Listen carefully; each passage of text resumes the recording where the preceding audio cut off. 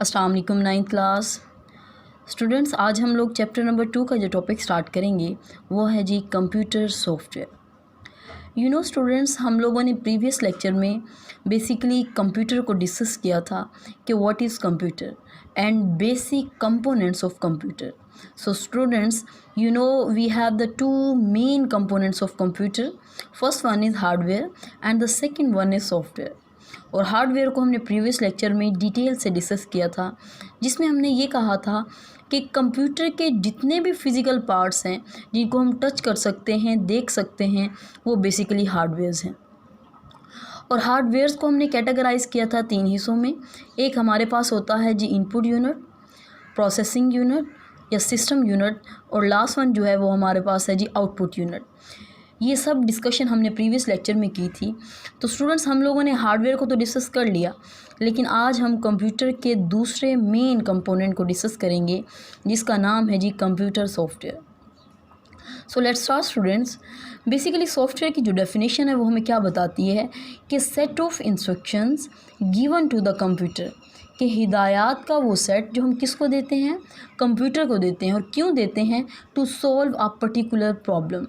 मतलब ये कि किसी भी स्पेसिफिक प्रॉब्लम को सॉल्व करने के लिए जो इंस्ट्रक्शंस का सेट हम कंप्यूटर को देते हैं, उस इंस्ट्रक्शन के सेट को हम क्या कहते हैं? It's a software.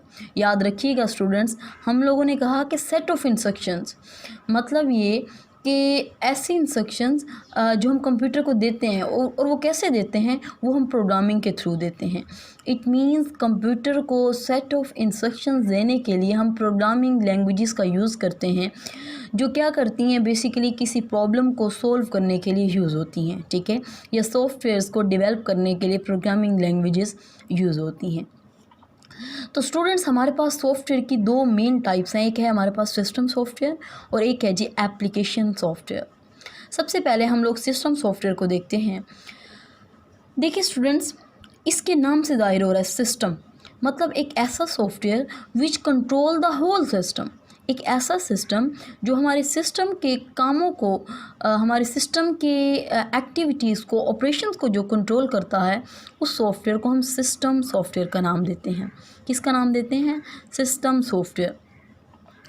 For example, हमारे पास ऑपरेटिंग सिस्टम, या अगर ऑपरेटिंग सिस्टम पे मैं अभी थोड़ी डिटेल से बात करती हूँ। सबसे पहले इसकी डेफिनेशन की तरफ देख लेते हैं कि system software refers to the programs that responsible for controlling and managing the operations of computer. मतलब ये कि एक ऐसा सॉफ्टवेयर जो किस लिए रिस्पॉन्सिबल होता है?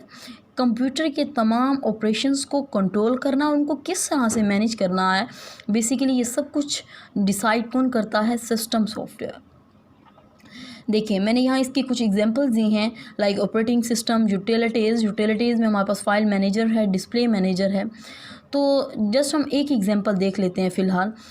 ऑपरेटिंग सिस्टम, देखिए स्टूडेंट्स, ऑपरेटिंग सिस्टम का मतलब है एक ऐसा सिस्टम सॉफ्टवेयर जो हमारे सिस्टम को ऑपरेट करवाता है, उसके ऑपरेशंस को कंट्रोल करता है। फॉर एग्जांपल, या ऑपरेटिंग सिस्टम का दूसरा नाम है विंडो। आपको पता है स्टूडेंट्स, हमारा कंप्यूटर सिस्टम सॉफ्टवेयर के बगैर काम ही नहीं कर सकता। देखिए, अगर मैं ऑपरेटिंग सिस्टम की मिसाल लेती हूँ, तो अगर हम विंडो ना करवाएं तो आपको क्या लगता है, आप कंप्यूटर को ऑपरेट कर सकते हैं? आप कोई भी प्रोग्राम, कोई भी सॉफ्टवेयर रन नहीं कर सकते जब तक कि आपके कंप्यूटर में ऑपरेटिंग सिस्टम इंस्टॉल ना हो, जब तक आप विंडो ना करवाओ।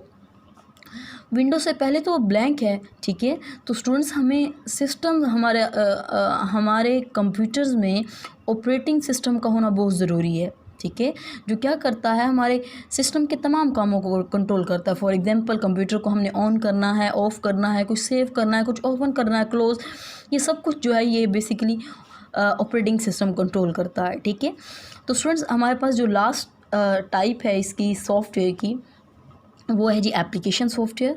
तो स्टूडेंट्स, एक ऐसा सॉफ्टवेयर जो सिस्टम के कामों को कंट्रोल करता है या कंप्यूटर के कामों को कंट्रोल करता है, उसको हमने सिस्टम सॉफ्टवेयर का नाम दिया।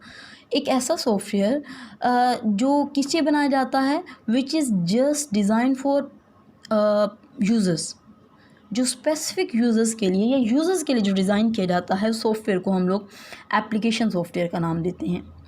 देखें, एप्लीकेशन का मतलब है रिक्वेस्ट। क्या मतलब है? रिक्वेस्ट।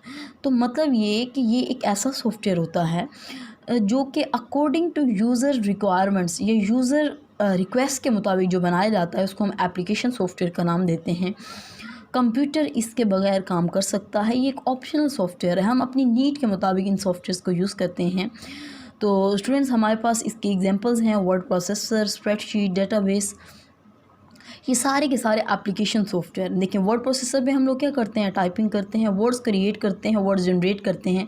तो बेसिकली जब हमें वर्ड्स को जनरेट करने का काम है, फॉर एग्जांपल मैं न्यूज़पेपर पब्लिश करती हूँ, ठीक है, तो अब वहाँ पे हम वर्ड प्रोसेसर यूज़ करूँगी। वर्ड प्रोसेसर बेसिकली वर्ड्स को क्रिएट करता है, ठीक है, एक ऐसा प्लेटफॉर्म देता है कि हम वहाँ पे लिख सकें कंप्यूटर पे। तो अब देखिए क्यों बनाया गया है? यूज़र्स की रिक्वेस्ट के अकॉर्डिंग, क्योंकि यूज़र्स को इसकी नीड थी, इस चीज़ को बनाया गया। स्प्रेडशीट जिसको हम MS एक्सेल का नाम देते हैं, ये भी एक एप्लीकेशन सॉफ्टवेयर, और डेटाबेस ये भी एक एप्लीकेशन सॉफ्टवेयर है।